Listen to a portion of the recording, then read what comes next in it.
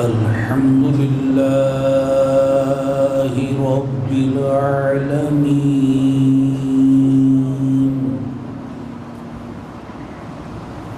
والصلاة والسلام على خاتم النبيين وعلى آله وأصحابه أجمعين. أما بعد، فأعوذ بالله من الشيطان الرجيم. بسم الله الرحمن الرحيم. يعلمون ظاهرا من الحياة الدنيا وهم عن الآخرة هم غافلون. صدق الله العظيم. قال الله تبارك وتعالى في شان حبيبه الكريم: إن الله وملائكته يصلون على النبي يا أيها الذين آمنوا صلوا عليه وسلموا تسليما. الصلاة والسلام عليك يا سيدي يا رسول الله. الصلاة والسلام عليك يا سيدي يا حبيب الله. الصلاة والسلام عليك يا سيدي يا نبي الله، وعلى آلك وأصحابك يا سيدي یا نور اللہ. محترم بھائیوں اور بزرگوں، اور مجھے پردے میں رہ کر سننے والی میری محترم ماؤں، بہنوں، بیٹیوں، اسلامی تربیت میں قلب و روح کے تزکیہ اور جلا کے بارے میں بیان ہوا. پھر اسلامی تربیت میں اس بات کا بیان ہوا کہ تمام مسلمانوں کے دلوں کا تزکیہ اللہ کے محبوب صلی اللہ علیہ وسلم فرماتے ہیں. اور اس ضمن میں سورۃ الجمعہ کی آیات سے نبی پاک صلی اللہ علیہ وسلم کی 4 خصوصیات بیان کی گئی. پہلی یہ کہ حضور اکرم صلی اللہ علیہ وسلم آج بھی زندہ ہیں. دوسری بات یہ کہ رسول اللہ صلی اللہ تعالی علیہ وسلم حاضر و ناظر ہے. اور تیسری بات یہ کہ اللہ کے پیارے محبوب صلی اللہ علیہ وسلم سب کے دلوں پر نظر رکھتے ہیں. اور چوتھی بات یہ کہ رسول پاک صلی اللہ علیہ وآلہ وسلم معلم کائنات ہے. اور وہ پورا بیان ایک کتابچہ کی صورت میں معلم کائنات کے نام سے شائع بھی کر دیا گیا. جن تک ابھی تک نہیں پہنچا وہ اس رسالے کو ضرور خریدیں، بلکہ اسے عام کریں. اس میں ہمارے لیے بہت کچھ سیکھنے اور سمجھنے کے لیے ہے. اور اس بیان کی DVD جو ہے وہ بھی معلم کائنات کے نام سے ریلیز ہو چکی ہے. صلو علی النبی. اسلامی تربیت میں جو بیان ہوا تھا قلب و روح ان کی جلا اور تزکیہ کے حوالے سے، اور اس میں یہ بات ہم سمجھ رہے تھے کہ جو روح ہے اور جسم، ان دونوں کا مجموعے کا نام ہمارا دنیاوی وجود ہے۔ جسم کا تعلق اس عالم دنیا سے ہے، روح کا تعلق عالم ارواح سے ہے۔ یوں سمجھیے کہ روح اس جہان میں ایک مہمان کے طور پر ہے۔ یہ جہان روح کا جہان نہیں ہے، یا ہمارے پاس بطور مہمان ہے۔ انسانی جسم سے متعلق ہونے سے پہلے روح اپنے جہان میں، یاد الہی میں، محبت الہی میں، معرفت الہی میں ہر وقت مشغول رہا کرتی تھی۔ لیکن جب انسانی جسم سے متعلق ہوئی، دنیا کی طرف متوجہ ہوئی، تو پہلے جیسا معاملہ نہ رہا، توجہ بٹ گئی۔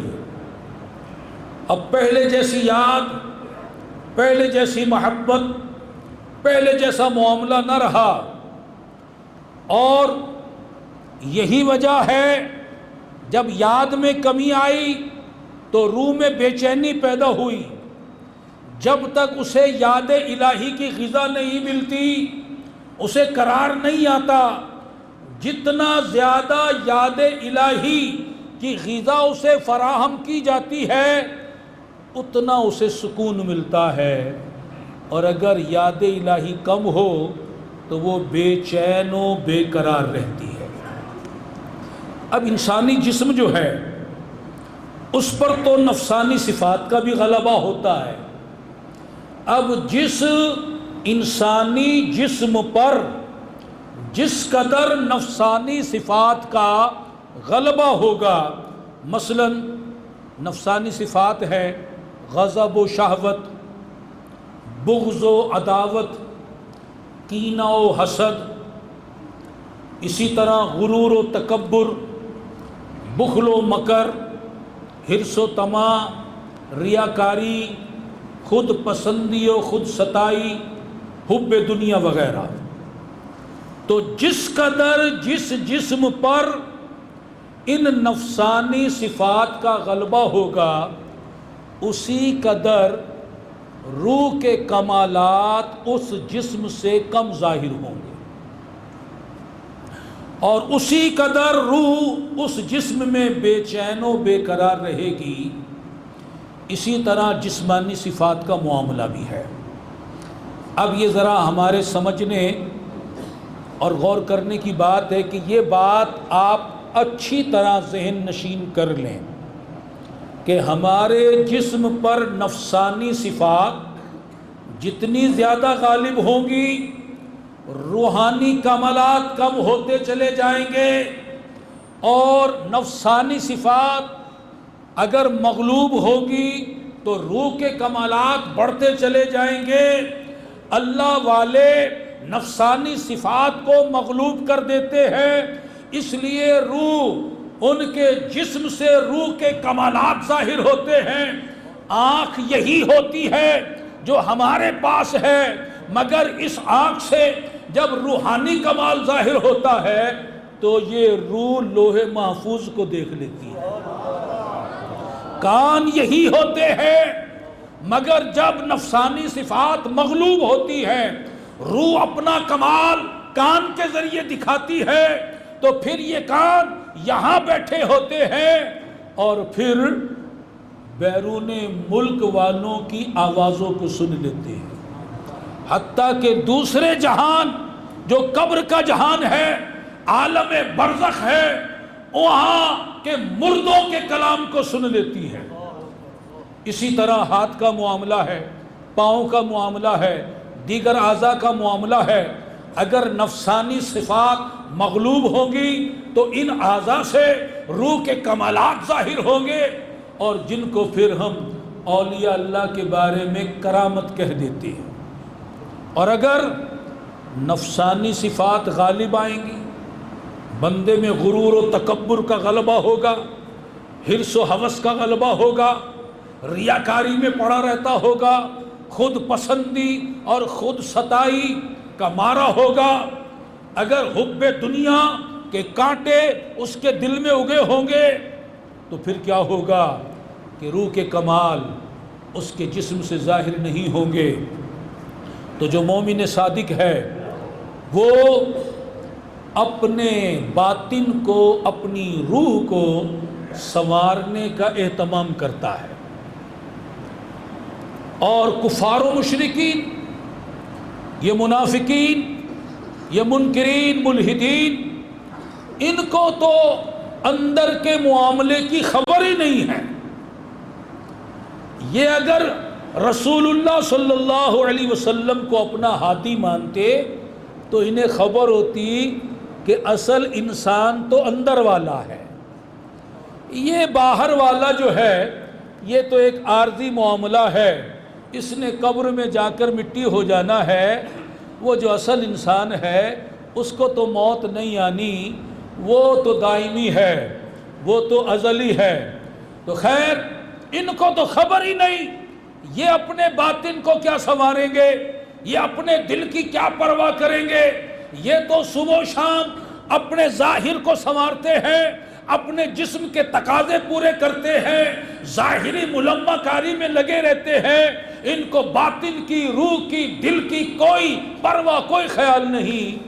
اور بدقسمتی سے آج بہت سارے مسلمان جو ہیں ان کے پیچھے لگ کر اپنے دل کے معاملے سے غافل ہو گئے، اپنے باطن کی اصلاح سے غافل ہو گئے، اپنی روح کی جلا سے غافل ہو گئے، وہ بھی فقط اپنے ظاہر کو سنوارنے میں لگ گئے، وہ فقط اپنے ظاہر کو بنانے سنوارنے میں لگ گئے۔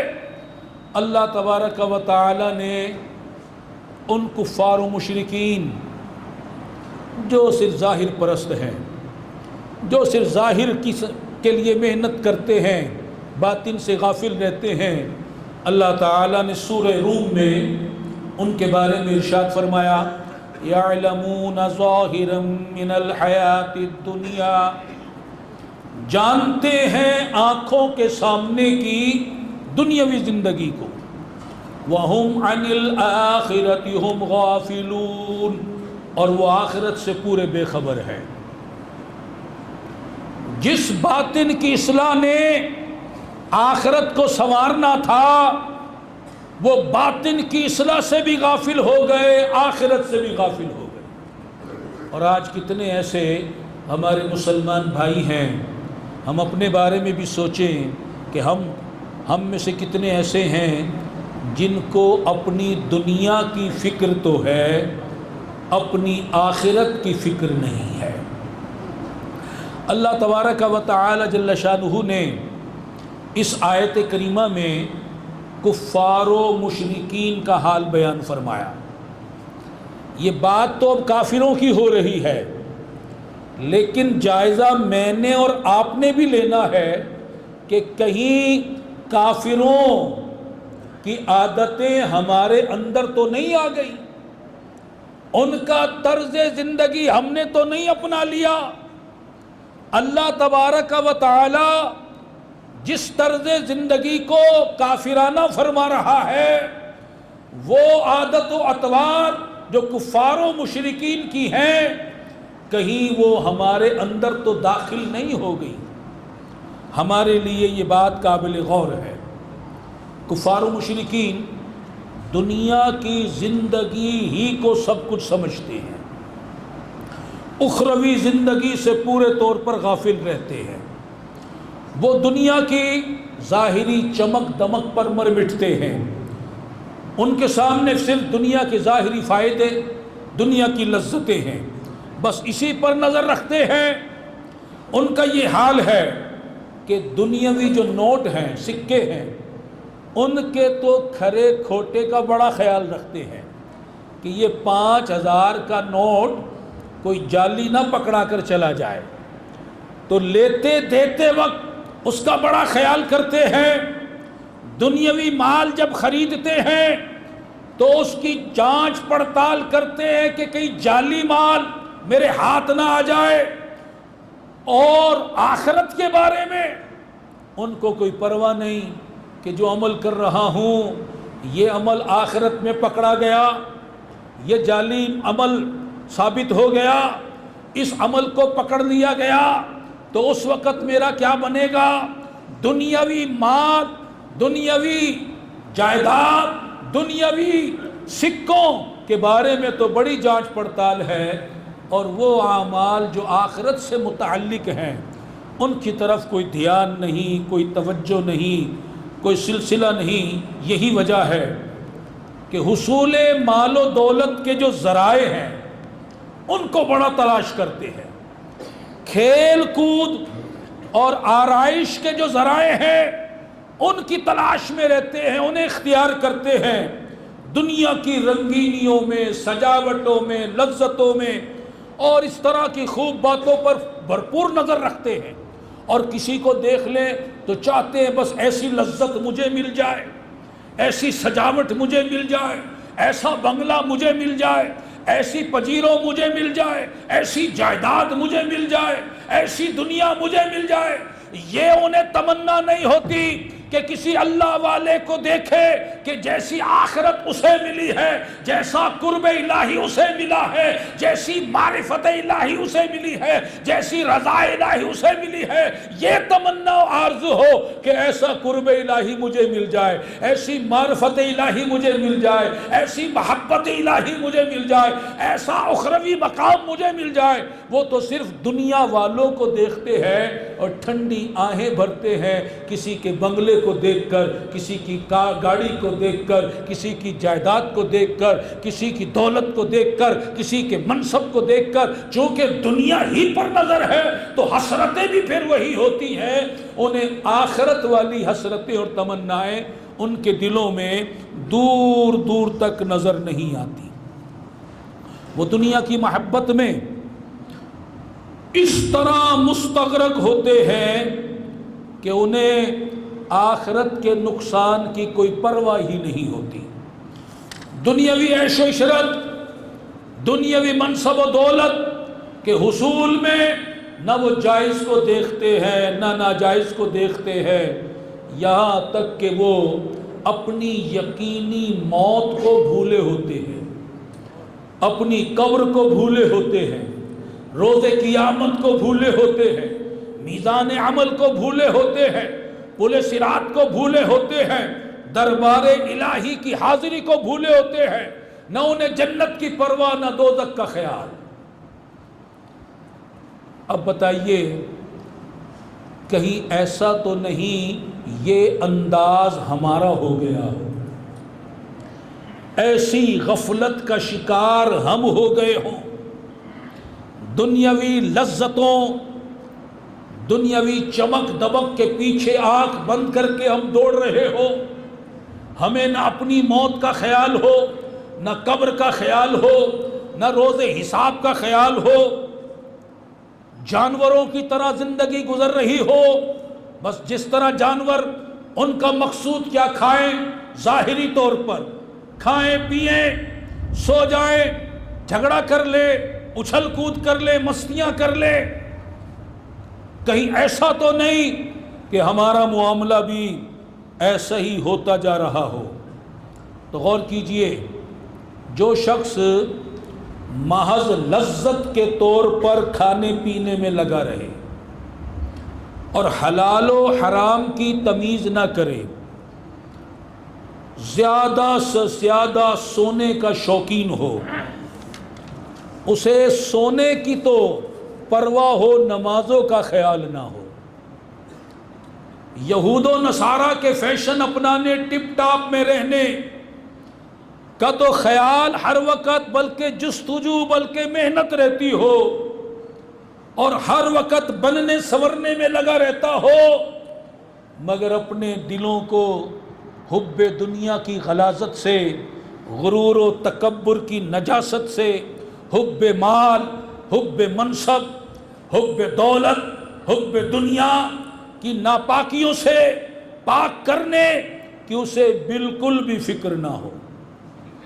دنیاوی عیش و آرام کو جمع کرنا، مال و دولت کو اکٹھی کرنا، نت نئے ڈیزائن کی پوشاک لباس پہننا، دنیاوی عہدہ و منصب کو حاصل کرنا، آرام دہ رہائشیں بنانا، اور ہر وقت انہیں سنوارنے کا دل دادا رہنا، اگر یہ عادت ہو اور آخرت کے معاملے میں بے فکری ہو، قلب و روح کو جگمگانے کی طرف سے بے خیالی، بے فکری ہو، تو پھر بتائیے آج ہم کن کی صف میں کھڑے ہیں؟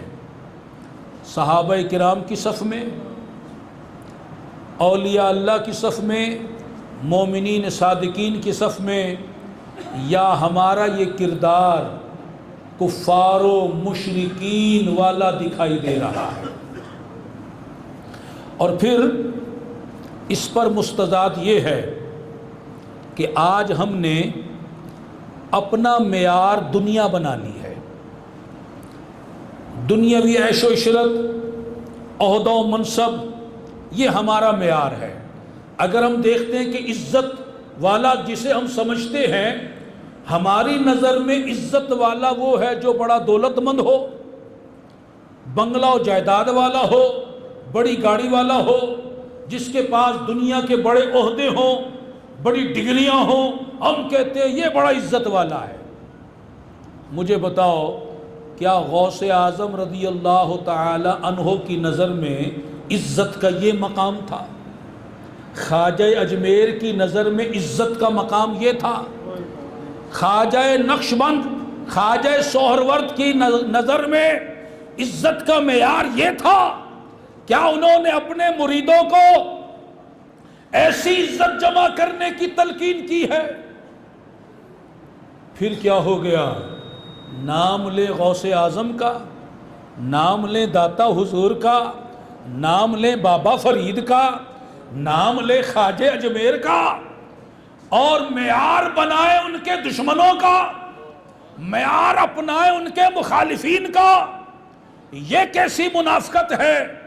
اور اس پر مستضاد یہ کہ اس میں کوئی عیب نہیں سمجھتے، اس میں کوئی برائی نہیں سمجھتے، بلکہ اپنے لیے اسے قابل فخر سمجھتے ہیں۔ اور پھر یہ بھی تو بات قابل غور ہے کہ جب دنیا ہی دنیا جمع کرتے ہیں اور پھر اور ہمیں دنیا ملتی ہے، ہم یہ سمجھتے ہیں کہ یہ تو کرم ہو رہا ہے، یہ ہم پر کرم ہو رہا ہے۔ اگر دنیا بڑھتی ہے، دنیا کی شوکت، دنیا کی شان ہماری نظر میں بڑھتی ہے، ہم اسے اللہ کا کرم سمجھتے ہیں۔ مجھے بتاؤ اللہ کی نظر میں دنیا کی ویلیو اور اوقات کیا ہے؟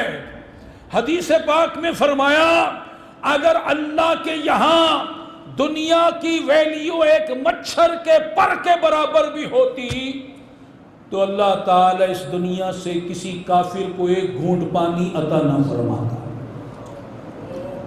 اللہ کے یہاں تو دنیا کی اوقات ایک مچھر کے پر کے برابر بھی نہیں، اور آپ اسے اللہ کا کرم کہہ رہے ہیں کہ یہ اللہ کا کرم ہو رہا ہے۔ رسول اللہ صلی اللہ تعالی علیہ وسلم کا ارشاد گرامی ذرا توجہ کے ساتھ سماعت فرمائیے۔ آپ فرماتے ہیں کہ جب تم دیکھو کہ اللہ تعالیٰ کسی بندے کو اس کے گناہوں کے باوجود کہ نماز ایک نہیں پڑھتا، جوا کھیلتا ہے، شرابیں بھی پیتا ہے، رشوت بھی لیتا ہے، سود کا کاروبار بھی کرتا ہے، 2 نمبر کاروبار بھی کرتا ہے، ادھر کی فائل ادھر کرتا ہے، اور بھی حرام کاریوں میں لگا ہوا ہے، بد نگاہیاں بھی کر رہا ہے، بد کلامیاں بھی کر رہا ہے، بے پردگی بھی ہو رہی ہے، بے حیائیاں بھی ہو رہی ہے۔ جس بندے کو تم دیکھو کہ گناہوں میں پڑا ہوا ہے، اس کے باوجود اس کی خواہش کے مطابق اللہ اسے دنیا دیتا جا رہا ہے۔ وہ چاہتا ہے کہ بلڈنگ ہو، وہ چاہتا ہے بنگلہ ہو، وہ چاہتا ہے دولت ہو، وہ چاہتا ہے منصب ہو، وہ چاہتا ہے عہدہ ہو، وہ جو چاہ رہا ہے، ہزارہا گناہوں میں ڈوبے رہنے کے باوجود اس کی خواہش، اس کی چاہت کے مطابق اسے دنیا مل رہی ہے، فرمایا اسے اللہ کا کرم نہ سمجھنا، فَإِنَّمَا هُوَ اسْتِدْرَاجٌ، یہ تو اللہ کی طرف سے اس کے لیے ڈھیل ہے، یہ تو اللہ نے رسی ڈھیلی کی ہے کہ اب سنبھل جائے، اب پلٹ آئے۔ وہ جسے کرم سمجھے بیٹھا ہے یہ تو دھوکے میں پڑا ہوا ہے، هُوَ اسْتِدْرَاجٌ، وہ تو دھوکے میں مبتلا ہو گیا، شیطان نے اسے گمراہ کر دیا۔ پھر رسول اللہ صلی اللہ تعالی علیہ وآلہ وسلم نے یہ آیت مبارکہ تلاوت فرمائی، فَلَمَّا نَسُوا مَا ذُكِّرُوا بِهِ فَتَحْنَا عَلَيْهِمْ أَبْوَابَ كُلِّ شَيْءٍ حَتَّى إِذَا فَرِحُوا بِمَا أُوتُوا أَخَذْنَاهُمْ بَغْتَةً فَإِذَا هُمْ مُبْلِسُونَ۔ پھر جب انہوں نے بھلا دیا جو نصیحتیں ان کو کی گئی تھیں، ہم نے ان پر ہر چیز کے دروازے کھول دیے، یہاں تک کہ جب وہ خوش ہوئے، جب دنیاوی نعمتوں کی بارش ان پر ہونے لگی اور وہ خوش ہوئے اس پر جو انہیں ملا، اللہ فرماتا ہے پھر ہم نے اچانک انہیں پکڑ لیا، اب وہ آس ٹوٹے رہ گئے۔ حکیم الامت مفتی احمد یار خان نعیمی گجراتی رحمت اللہ تعالی علیہ اس حدیث پاک کی شرح میں ارشاد فرماتے ہیں، یعنی اگر کوئی بندہ گناہ کرتا رہے مگر حق تعالی کی طرف سے پکڑ کی بجائے نعمتیں ملتی رہے تو انہیں نعمتیں نہ سمجھنا، یہ ڈھیل ہے جو کسی وقت بھی عذاب بھی بن سکتی ہے۔ میرے محترم بھائیوں اور بزرگوں، ذرا غور کریں، آج کتنے لوگ ہیں جو دن رات گناہوں میں ڈوبے ہوئے ہیں، بڑے بڑے گناہ کر رہے ہیں اور انہیں دنیا کی عزت مل رہی ہے، دنیاوی انعام مل رہا ہے، دنیاوی اشیاء مل رہی ہے، اور وہ یہ سمجھتے ہیں کہ یہ اللہ کا کرم ہو رہا ہے۔ آپ نے اخبار میں ایسی خبریں، میڈیا میں ایسی خبریں سنی اور پڑھی ہوں گی کہ کتنے فلمی اداکار، کتنے ایسے سنگر ہیں جو یہ راگ الاپتے ہیں کہ ہم پہ اللہ کا بڑا کرم ہے کہ میری فلاں فلم ہٹ ہو گئی، فلاں گانا ہٹ ہو گیا، اللہ معاذ اللہ وہ یہ بکواس کرتے ہیں، اللہ تعالیٰ پر الزام لگاتے ہیں کہ اللہ کا کرم ہے یہ۔ وہ فلم کو ہٹ ہونے پر، گانے کو پاپولر ہونے پر، اداکاری میں کامیابی پر اسے اللہ کا کرم شمار کرتے ہیں۔ آج کتنے کھلاڑی ہیں جو میچ میں سینچری بناتے اور کہتے ہیں اللہ کا بڑا فضل ہے، سارا دن کھیلتے ہوئے نمازیں قضا کر دی، یہود و نصارہ کے ساتھ مل کر شرابیں پی اور بھی طرح طرح کی گناہوں اور حرام کاریوں میں پڑے رہے اور غفلت والے کھیل کو اسے اللہ کا فضل شمار کیا جا رہا ہے۔ آج لوگ فراڈ کرتے ہیں، دھوکے دیتے ہیں، حتیٰ کہ قتل تک کرتے ہیں، ایک وزارت کی کرسی لینے کے لیے، ایک کونسلر بننے کے لیے کئی دھوکے دیتے ہیں، اور پھر جب منصب مل جاتا ہے کہتے ہیں یہ اللہ کا بڑا فضل ہے۔ دھوکہ دیا، فراڈ کیا، نہ جانے کس کس طرح کی دھوکے بازی کی، اور کہتی ہے اللہ کا بڑا کرم ہے۔ رشوت کا کاروبار، سود کا کاروبار، حرام روزی کماتے ہیں، اور اس حرام روزی سے جب بنگلہ بناتے ہیں وہاں تختی لگاتے ھذا من فضل ربی، یہ مکان تو میرے اللہ کے فضل سے بنا ہے، یہ سود اور رشوت اور حرام روزی سے بنانے والے مکان کو اللہ کا فضل شمار کرتے ہیں۔ یہ فضل رب نہیں ہے، یہ استدراج ہے، دھوکہ ہے، یہ شیطان نے ہمیں خراب کر دیا ہے۔ میرے محترم بھائیوں اور بزرگوں، خدا را اپنی اس روش پر غور کیجئے اور دیکھیے، سمجھانے کے لیے یہ بات میں آپ کی کوشش گزار کرتا ہوں۔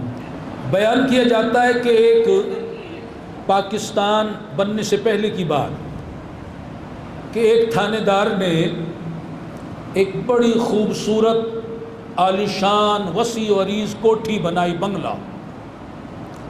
جب وہ بنگلہ بن کر تیار ہو گیا تو اب شہر کے بڑے بڑے رؤساء، امیروں، بڑے لوگوں کی دعوت کی کہ آج اس بنگلے کا افتتاح ہے، اور پھر افتتاح پر بڑے بڑے لوگوں کو جمع کیا اور بڑی شان و شوکت کے ساتھ اس بنگلے کا افتتاح کیا گیا۔ افتتاح کے بعد پھر بڑی دعوت کا اہتمام کیا گیا۔ اب پرتکلف دعوت چل رہی ہے۔ دوران دعوت، اس دعوت میں جو مدعو تھے ہندوستان کے مشہور شاعر اکبر الہ آبادی، وہ بھی آئے ہوئے تھے، وہ بھی مہمان تھے۔ دعوت کا دور چل رہا تھا۔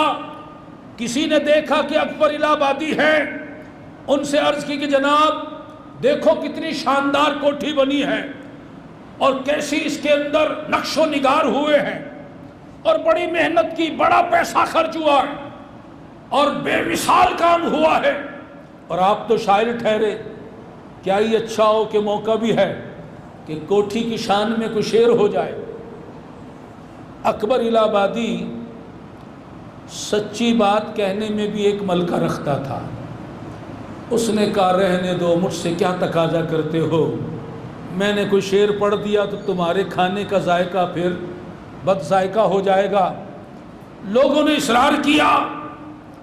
اکبر الہ آبادی نے پھر کہا کہ اچھا اب تم اصرار کرتے ہو تو سنو، یہ کوٹھی جو تم کو نظر آ رہی ہے اور اپنی اداؤں پر اترا رہی ہے۔ لوگوں نے کہا واہ واہ واہ واہ واہ واہ، کیا بات کی، کیا تعریف کی ہے۔ اکبر الہ آبادی کہنے لگے یہ کوٹھی جو تم کو نظر آ رہی ہے اور اپنی اداؤں پر اترا رہی ہے، اگر اس کے کمروں کی خوشبو کو سونگھو تو خون غریباں کی بو آ رہی ہے۔ کتنے غریبوں کا خون چوس کر یہ کوٹھی بنی ہے، ذرا سونگھو تو صحیح ان مظلوموں، ان غریبوں، ان لاچاروں، ان مجبوروں کے خون غریباں کی بو آ رہی ہے۔ اور آج ایسا معاملہ جگہ جگہ دکھائی دے رہا ہے۔ میرے محترم بھائیوں اور بزرگوں، ایک یہ واقعہ اور ایک اور واقعہ آپ کے سامنے رکھتا ہوں تاکہ سبق حاصل ہو۔ چنانچہ مولا علی کرم اللہ تعالی وجہ الکریم کے دور خلافت میں ایک شخص نے ایک مکان کا سودا کیا۔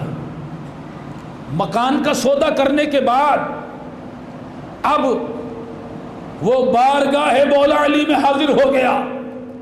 عرض کی حضور میں نے ایک مکان خریدا ہے، اس کا سودا کیا ہے، اب بیع نامہ لکھنا ہے، اگر آپ شفقت فرما دیں، آپ میرے مکان کا بیع نامہ لکھ دیں تو بڑی مہربانی ہوگی۔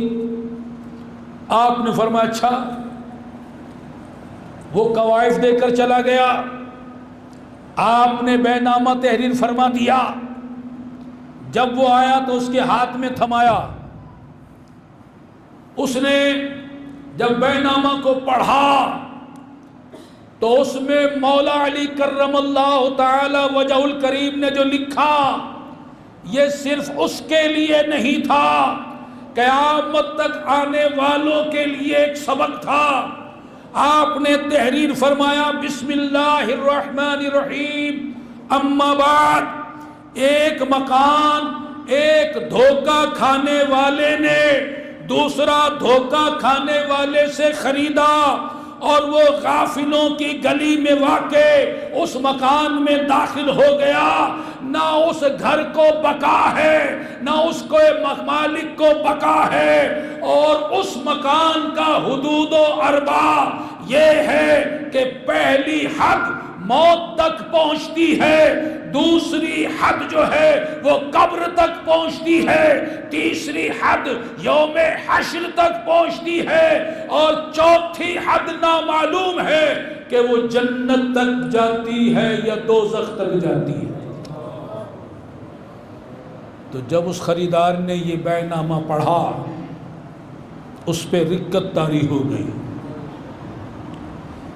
اس نے وہ گھر واپس کر دیا، جو اس کے پاس مال تھا صدقہ کر دیا، اور دنیا سے بے رغبت ہو گیا۔ اور آج ہم لوگ ضرورت کی اشیاء موجود ہیں، رہنے کو مکان ہے، سواری بھی ہے، اولاد بھی ہے، اتنی آمدنی ہے کہ گھر میں کھانا پینا ہو رہا ہے، فاقے نہیں آ رہے، بھکاری بن کر کسی سے مانگ نہیں رہے، اس کے باوجود بھی اطمینان نہیں ہے کہ چلو اب رہنے کو مکان مل گیا، کاروبار بھی ہے، نوکری بھی ہے، اب کھانے پینے کا سلسلہ بھی الحمدللہ صحیح ہے، کوئی فاقے نہیں ہے، اب چلو کچھ آخرت کے مکان کی تیاری کر لے۔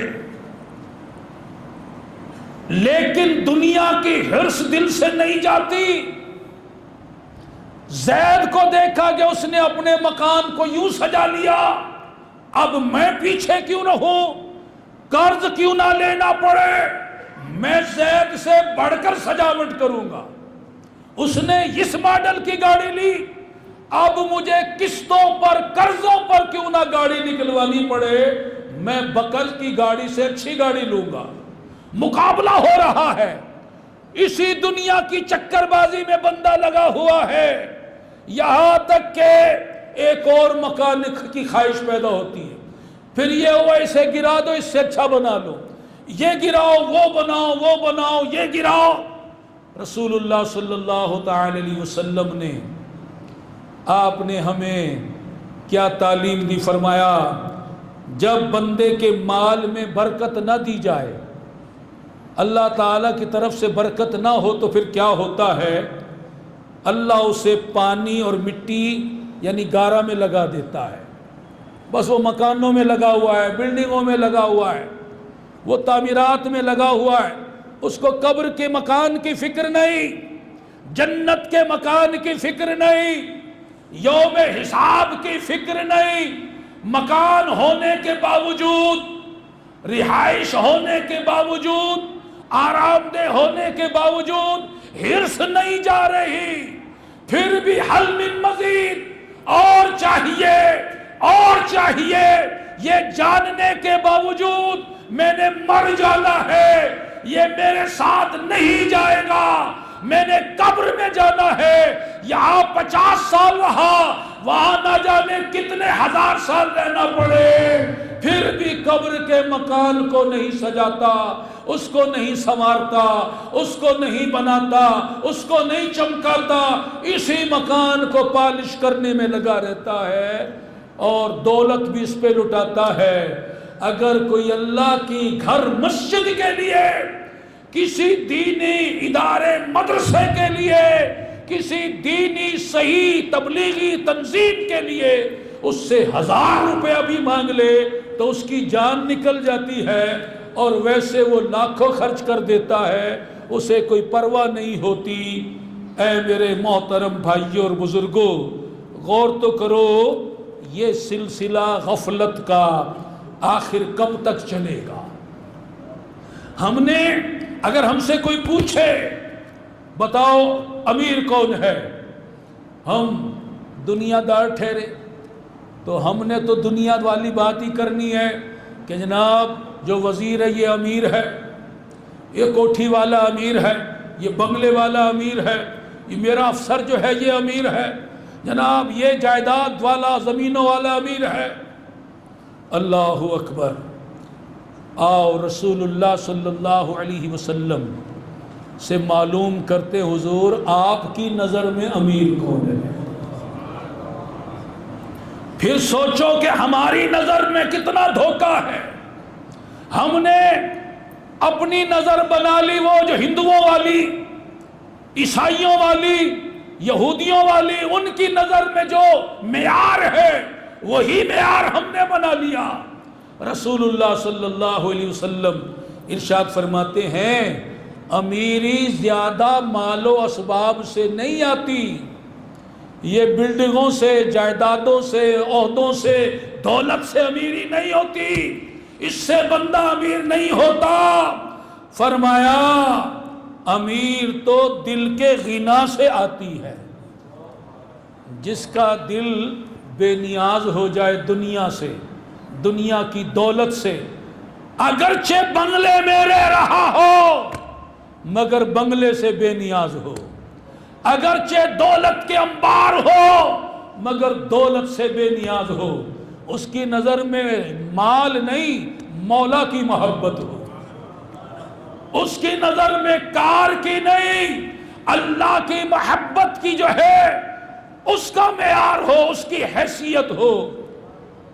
جس دل کا غنی ہو، جس کے دل میں غنا ہو، تو اصل تو امیر وہ ہے۔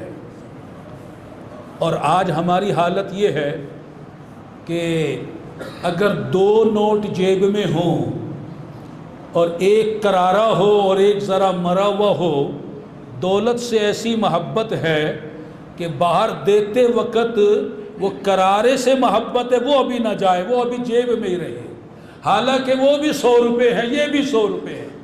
تو ہم تو اتنے دولت کے پیچھے بھاگ رہے ہیں۔ اب ذرا اللہ والوں کا معاملہ دیکھیے۔ حضرت ابراہیم بن ادم رحمۃ اللہ علیہ کی بارگاہ میں ایک شخص حاضر ہو گیا اور 1000 درہم پیش کیے۔ 1000 آج کل کے لحاظ سے سمجھ لو لاکھ روپے بن گئے، یوں سمجھے آپ، لاکھوں روپے حضرت کی خدمت میں ہو اور التجا کر رہا ہاتھ باندھ کے حضور اس نذرانے کو قبول فرما لیجیے۔ آپ نے اس سے فرمایا میں فقیروں سے کچھ نہیں لیتا۔ وہ کہنے لگا حضور یہ لاکھوں آپ کو دے رہا ہوں اور پتہ نہیں کروڑوں میرے پاس ہیں، آپ مجھے فقیر کہہ رہے ہیں۔ آپ نے میں اچھا یہ بتا تیرے پاس کروڑوں ہیں، تو چاہتا ہے تجھے اور ملے؟ اس نے کہا ہاں میں تو چاہتا ہوں کہ اور ملے۔ تو فرمایا پھر فقیر کون ہوا؟ فقیر وہی جسے طلب ہو اور کی، تو اور چاہتا ہے تو فقیر ٹھہرا۔ تو فقیر ہی نہیں فقیروں کا سردار ہے، اپنی رقم کو لے جا، مجھے اس کی کوئی حاجت نہیں ہے۔ یہ ہے دل کا غنا، جیب میں کچھ نہیں لیکن دل مطمئن ہے۔ جس نے پیدا کیا ہے وہی دینے والا ہے، جس نے آج دیا ہے کل بھی وہ عطا فرمائے گا۔ اور یہاں بینک میں کروڑوں بھی ہوں پھر بھی کل کی فکر ہے، پھر بھی اطمینان نہیں، پھر بھی توکل نہیں۔ آخر کب تک یہ سلسلہ چلتا رہے گا؟ غور تو کیجئے کہ جو ہمارا طرز زندگی ہے، جو ہماری سوچ ہے، جو ہمارا انداز ہے جینے کا، وہ صحابہ کرام کے طریقے پر ہے یا اس دور میں جو کفار تھے، ابو جہل کی پارٹی، ابو لہب کی پارٹی، کہ ان کے طریقے پر ہے؟ ہمارا سٹائل، ہمارے دل کا حال، ہمارے دل کا معاملہ، ہمارا طرز زندگی حضور غوث پاک، خواجہ اجمیر، داتا حضور، بابا فرید کے پیروکاروں والا ہے یا آج امریکہ میں بسنے والے، لندن میں بسنے والے، انڈیا میں بسنے والے، ترکی، یہ اٹلی میں بسنے والے، اسپین میں بسنے والے کفار و مشرکین کے طریقے پر ہیں۔ اپنا اپنا معاملے پر ہم غور کریں، خدا را ہوش میں آئیں۔ حضرت امام غزالی رحمۃ اللہ علیہ نقل فرماتے ہیں کہ ایک عابد شخص زاروں کی تار رو رہا تھا۔ لوگوں نے اس کے رونے کو سنا، قریب آ گئے اور پوچھا حضور آپ کیوں رو رہے ہیں؟ اب وہ بھی بظاہر تو ہمارے جیسا مسلمان، کلمہ پڑھنے والا، اللہ رسول کا نام لینے والا، لیکن سوچ ہماری جیسی نہیں۔ ہم روتے ہیں دنیا پر، کوئی رو رہا ہے اولاد کے بارے میں، کوئی رو رہا ہے مکان کے بارے میں، کوئی رو رہا ہے عہدہ و منصب کے بارے میں، کوئی رو رہا ہے جائیداد کے بارے میں، کوئی کسی کا رونا کسی بارے میں، کسی کا رونا کسی بارے میں۔ ایک یہ عابد و زاہد بھی رو رہا ہے۔ جب اس سے پوچھا گیا کہ آپ کیوں رو رہے ہو، اس نے کہا کہ آج ایک خیال آیا، مجھے قیامت یاد آ گئی، قیامت کا دن یاد آ گیا۔ روز قیامت منادی اعلان کرے گا کہ آج مخلوق کو ان کے اعمال کا بدلہ دیا جائے گا۔ بس یہ یاد کر کے رو رہا ہوں، گویا اس نے ان لوگوں کو بتا دیا کہ میرے اعمال تو اچھے نہیں ہیں، میرا کردار تو اچھا نہیں ہے، میرے احوال تو اچھے نہیں ہیں۔ جب اعمال کا حساب ہوگا، احوال کا جائزہ لیا جائے گا، میرا کیا بنے گا؟ میں یوم حساب کو یاد کر کے رو رہا ہوں۔ وہ جو تقوی والے، متقی، پرہیزگار، عبادت گزار، نیکوکار، وفادار، مخلص بندے ہو کر روز قیامت، یوم حساب کے روز حساب کے حساب سے رو رہے ہیں، ڈر رہے ہیں، اور جن کا نامہ اعمال گناہوں سے بھرا پڑا ہے، گندے گناہ، بڑے بڑے گناہ، کبیرہ گناہ، حرام کام لکھے ہوئے ہیں، انہیں روز حساب کی پرواہ ہی نہیں ہے، انہیں قیامت کے دن کا خیال اور لحاظ ہی نہیں ہے۔ غور کیجئے، ہماری سوچ دنیا داروں والی، ہمارا کردار دنیا داروں والا، ہمارا جینے کا انداز دنیا داروں والا۔ خدا را غور کرو، ہماری سوچ جب دنیا داروں والی، کردار دنیا داروں والا، جینے کا انداز دنیا داروں والا، اگر انجام بھی دنیا داروں والا ہو گیا تو کیا بنے گا؟ جب سوچ بھی دنیا داروں والی اپنا لی، کردار بھی ان جیسا اپنا لیا، طرز زندگی بھی ان جیسی اپنا لی، فیشن بھی ان جیسا، جینے کا ڈھنگ بھی ان جیسا، طریقہ بھی ان جیسا، اگر انجام بھی ان جیسا ہو گیا، ان کا انجام کیا ہے؟ حدیث پاک سماعت فرمائیے، رسول اللہ صلی اللہ تعالی علیہ وسلم ارشاد فرماتے ہیں، روز قیامت کچھ قومیں اس حال میں آئیں گی، کچھ گروہ اس حال میں آئیں گے کہ ان کے نیک اعمال تہامہ پہاڑ جیسے ہوں گے۔ ان کے نیک اعمال، وہ کافروں کی بات نہیں ہو رہی، مشرکوں کی بات نہیں ہو رہی، دنیا دار مسلمانوں کی بات ہو رہی ہے، جو کفار و مشرکین کے پیچھے لگ کر دنیا داری میں پڑ گئے، ان کے فیشن میں ڈوب گئے، ان جیسا طرز انداز زندگی کا اختیار کر لیا، ان دنیا داروں کی بات ہو رہی ہے۔ رسول اللہ صلی اللہ علیہ وسلم فرماتے ہیں، وہ لوگ آئیں گے جن کے اعمال، نیک اعمال، شب بیداریاں، جن کی نفلی عبادتیں، جن کے روزے وہ تہامہ پہاڑ جیسے ہوں گے. ہمارے تو نہیں ہے پہاڑ جیسے، ہم سے بھی بڑے بڑے ہوں گے. صحابہ کرام نے عرض کی حضور پھر کیا ہوگا؟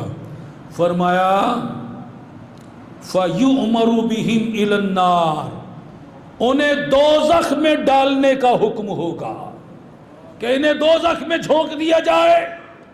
عرض کی یا رسول اللہ صلی اللہ علیہ وسلم مسلین، کیا وہ نمازی ہوں گے؟ آقا صلی اللہ علیہ وسلم نے فرمایا نعم، ہاں وہ نمازیں پڑھنے والے ہوں گے. پوچھا گیا کیا وہ روزہ رکھنے والے ہوں گے؟ فرمایا ہاں وہ نماز پڑھنے والے بھی ہوں گے، روزہ رکھنے والے بھی ہوں گے، راتوں کو اٹھ اٹھ کر عبادت کرنے والے بھی ہوں گے. مگر اس کے باوجود ان کے اندر ایک برائی پائی جاتی تھی کہ جب ان کے سامنے دنیا پیش ہوتی وہ اس پر ٹوٹ پڑتے تھے. وہ حلال کو نہیں دیکھتے تھے، حرام کو نہیں دیکھتے تھے. دنیا کا مال ہے، رشوت ہے کہ آ جائے، سود کا ہے تو آ جائے، ڈنڈی مار کے آئے، ملاوٹ کر کے آئے، دھوکہ دے کر آئے، جھوٹ بول کر آئے، فراڈ کر کے آئے. دنیا دیکھتے تھے، بے حیائی ہو، برائی ہو، کچھ بھی ہو، وہ دنیا دیکھ کے ٹوٹ پڑتے تھے. وہ حلال و حرام کی تمیز نہیں کرتے تھے. اے میرے محترم بھائیوں اور بزرگوں، اللہ کے حضور ڈر جائیے، اس بد انجام سے ڈریے. دیکھیے وہ نمازی ہو کر، روزہ دار ہو کر، تہجد گزار ہو کر، شب بیدار ہو کر، بڑے نیکوکار ہو کر، پہاڑوں جیسے اعمال نیک ہونے کے باوجود ہو کر دنیا کی محبت، دنیا کی حرص و ہوس، حلال و حرام کی تمیز اٹھانے کی نحوست سے دوزخ میں ڈال دیے جائیں گے. اگر ہمارا یہ بد انجام ہوا ہمارا کیا بنے گا؟ بتائیے، کیا دنیا داروں کے پیچھے لگ کر دنیا کی محبت کے سانپوں بچھوؤں کو اپنے دل میں بسا کر ہم اپنی آخرت کو کامیاب بنا سکتے ہیں؟ ہرگز نہیں، ہرگز نہیں. تو پھر غور کرو، جائزہ لو، ہماری آخرت کیسی آنے والی ہے، ہم نے اعمال کیسے کیے ہیں، ہمارا کردار کیسا ہے، ہم نے مومنانہ کردار اپنایا ہے یا کافروں کا طریقہ اپنایا ہے. آج ہم انگریزی فیشن اپنا رہے ہیں یا سنت رسول پر چل رہے ہیں؟ آج رسول اللہ صلی اللہ علیہ وسلم کی شریعت کو اپنا رہے ہیں یا یہود و نصارہ کا طرز زندگی اپنا رہے ہیں؟ آج ہمارے پیش نظر اللہ کا قرآن ہے یا ہمارے پیش نظر کافروں کا نظام ہے؟ آج ہمارا ہم کس ڈگر پر چل رہے ہیں؟ اگر آج جائزہ لے لے، آج ہی غور کر لے، ہمارا پاک پروردگار جل جلالہ ہمیں نصیحت فرما رہا ہے، ہمیں سبق دے رہا ہے، فکر آخرت دلا رہا ہے. یا ایھا الذین آمنوا اتقوا اللہ، اے ایمان والو اللہ سے ڈرو. وَلْتَنْظُرْ نَفْسٌ مَا قَدَّمَتْ لِغَدٍ، اور ہر جان دیکھے کل کے لیے، یوم آخرت کے لیے کیا آگے بھیجا ہے. وَاتَّقُوا اللَّهَ، اور اللہ سے ڈرو. إِنَّ اللَّهَ خَبِيرٌ بِمَا تَعْمَلُونَ، اللہ بے شک تمہارے کاموں سے خبردار ہے، اسے تمہارے کاموں کی خبر ہے. تم کیا کر رہے ہو، گھروں میں کیا کرتے ہو، دکانوں پر کیا کرتے ہو، بازاروں میں کیا کرتے ہو، دوستوں کے درمیان کیا کرتے ہو، تنہائی میں کیا کرتے ہو. اللہ تبارک و تعالی ہمیں درس دے رہا ہے. وَالدَّارُ الْآخِرَةُ خَيْرٌ لِلَّذِينَ يَتَّقُونَ أَفَلَا تَعْقِلُونَ، اور بے شک آخرت والا گھر بہتر ہے متقیوں کو کیا تمہیں عقل نہیں؟ تمہارا رب تمہیں فرما رہا ہے آخرت کا گھر اس کے لیے جو متقی ہے، جو مجھ سے ڈرے، میرے دین پر چلے، میری شریعت پر چلے، مجھے راضی کرے، میرا بندہ بن کر جیے، اس کے لیے آخرت کا گھر ہے۔ افلا تعقلون، اللہ کا یہ فرمان سن کر تمہیں عقل نہیں آ رہی؟ پھر بھی بھاگے جا رہے ہو اللہ کے دشمنوں کے طریقے کی طرف۔ امیر المومنین مولا کائنات مولا علی کرم اللہ تعالی وجہ الکریم آپ ارشاد فرماتے ہیں، اے لوگو تم آخرت والے بنو، دنیا والے نہ بنو، اس لیے کہ آج یوم عمل ہے اور حساب نہیں، اور کل بروز معشر حساب ہوگا، عمل نہیں ہوگا۔ تو لہٰذا آج وہ عمل کرو جو آخرت میں کام آئے گا، آج وہ عمل کرو جو اللہ کے دربار میں کام آئے گا۔ آج ایک افسر کے پاس جانا ہو تو اس کو راضی کرنے والے کام کیے جاتے ہیں کہ وہ کس تحفے سے خوش ہوتا ہے، کیسا لباس سے خوش ہوتا ہے، اور کس کو ساتھ لے جاؤں تو خوش ہوتا ہے۔ آج ایک افسر کو خوش کرنا ہو بڑا اہتمام کیا جاتا ہے بلا تمثیل۔ میں نے اور آپ نے اللہ کے دربار میں جانا ہے، کبھی غور کیا میں اللہ کے پاس کون سے عمل لے کر جاؤں کہ وہ راضی ہو جائے؟ کیا جھوٹ لے کر جاؤں گا، غیبت لے کر جاؤں گا، چغلیاں لے کر جاؤں گا، گالیاں لے کر جاؤں گا، بدنگاہی لے کر جاؤں گا، بے پردگی لے کر جاؤں گا، بد اعمال لے کر جاؤں گا، بے حیائیاں لے کر جاؤں گا، حرام روزیاں لے کر جاؤں گا، ماں باپ کو ستانا لے کر جاؤں گا، نمازیں قضا کرنے لے کر جاؤں گا؟ کیا یہ تحفے ہوں گے اللہ کے پاس لے جانے والے؟ ہمیں شرم آنی چاہیے کہ دنیا والوں کی تو قدر کریں، اللہ کے دربار کی قدر نظر نہیں آ رہی۔ ہم نے اللہ کے دربار میں جانا ہے، ضرور جانا ہے۔ اللہ کے ولی مفتی اعظم ہند شہزادہ اعلی حضرت مفتی اعظم ہند رحمت اللہ علیہ، انہوں نے آخر ہمیں جو نصیحت کر دی پلے گرا باندھیے۔ وہ فرماتے ہیں دنیا بنے یا بگڑے، دنیا رہے یا جائے، تو دین بنا پیارے، دنیا کا ہے کیا کرنا، کھایا پیا اور پہنا، اچھوں سے رہا اچھا، کچھ دین کا بھی کر لے، دنیا کا ہے کیا کرنا۔ اللہ والے یہی کہہ رہے ہیں، سب کہتے ہیں دین کے لیے کچھ کرو، قبر کے لیے کچھ کرو، قیامت کے لیے کچھ کرو، آخرت کے لیے کچھ کرو۔ یاد رکھو یہ دنیا کی زندگی ایک ہی بار ملی ہے، اسی میں دنیا بنانی ہے، اسی میں آخرت بنانی ہے، لیکن ہم مانتے تو دونوں جہانوں کو ہیں، مگر محنت ایک جہان کے لیے کر رہے ہیں، فکر ایک جہان کے لیے کر رہے ہیں، دوسرے جہان پر ایمان تو رکھتے ہیں، آخرت پر ایمان تو رکھتے ہیں، مگر اس کے لیے کوئی جستجو، کوئی محنت، کوئی فکر نہیں ہو رہی۔ جاگنا ہے جاگ لے افلاک کے سایہ تلے، حشر تک رہنا پڑے گا خاک کے سایہ تلے۔ ہم سفیروں باغ میں ہے کوئی دم کا چہچہا۔ مولانا کفایت اللہ کافی رحمت اللہ علیہ کو جب انگریزوں نے پھانسی کے تختے پر لے جا کر کھڑا کیا، جب آپ کو پھانسی دی جانے لگی، آپ نے اس وقت یہ ربائی ہم سب کو نصیحت کر کے دی سنائی تھی، اور اس تختے دار پر کہا تھا ہم سفیروں باغ میں ہے کوئی دم کا چہچہا، بلبلیں اڑ جائیں گی، سونا چمن رہ جائے گا، اطلس و کم خواب کی پوشاک پہ نازا نہ ہو، اس تنے بے جان پر خاک کی کفن رہ جائے گا۔ لہذا توبہ کر لو، ابھی توبہ کا دروازہ بند نہیں ہوا، ابھی موت نہیں آئی، ابھی ہمارے لیے توبہ کا دروازہ کھلا ہوا ہے۔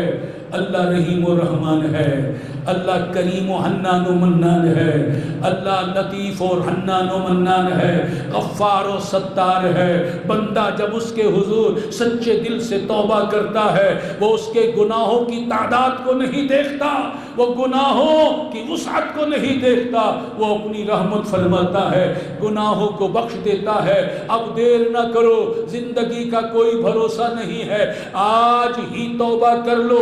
اب تک جو دنیا کی محبت میں پڑے رہے، دنیا میں لگ کر اللہ کو بھولے رہے، غفلت کا شکار رہے، آخرت کو بھلائے رکھا، گناہوں میں مبتلا رہے، اللہ والوں کے نقش قدم پر نہ چلے، یہود و نصارہ کا فیشن اپناتے رہے، تمام غفلتوں سے، تمام بے راہ رویوں سے، تمام گناہوں سے اللہ کے حضور ابھی توبہ کر لیجئے۔ اللہ غفور الرحیم ہے، توبہ کیجئے کہ اب ہم دنیا سے محبت نہیں کریں گے، اللہ اور اس کے رسول سے محبت کریں گے۔ ہم اللہ کے دشمنوں، یہود و نصارہ، ہنود و مجوس، کفار و مشرکین کے ناپاک فیشن پر عمل نہیں کریں گے، بلکہ اللہ کے قرآن اور اس کے نبی کی سنت پر چلیں گے۔ ہماری ماں بہنیں آج عہد کریں کہ ہم بے پردگی کا مظاہرہ نہیں کریں گی۔ اداکاراؤں اور یہود و نصارہ کی کفار عورتوں کے پیچھے لگ کر بے حیائی، بے پردگی والے لباس اور بے پردگی کا مظاہرہ نہیں کریں گی، بلکہ سیدہ فاطمہ الزہرا رضی اللہ تعالی عنہا کی کنیزائیں بن کر پردے کا اہتمام کریں گی۔ ہم بھی نماز پڑھیں گے اور گھر والوں کو بھی نمازی بنائیں گے، نیک زندگی گزاریں گے، حلال کمائیں گے، حرام سے بچیں گے، اللہ و رسول کو راضی کریں گے انشاءاللہ تعالی۔ ایک دفعہ بھرپور نیت سے کہیے انشاءاللہ تعالی۔ اللہ تبارک و تعالی جل شانہ ہمیں اس توبہ پر استقامت عطا فرمائے اور جو کچھ سنا اسے سمجھنے، اس کے مطابق عمل کرنے کی توفیق عطا فرمائے، آمین بجاہ خاتم النبیین صلی اللہ تعالی علیہ وآلہ وسلم۔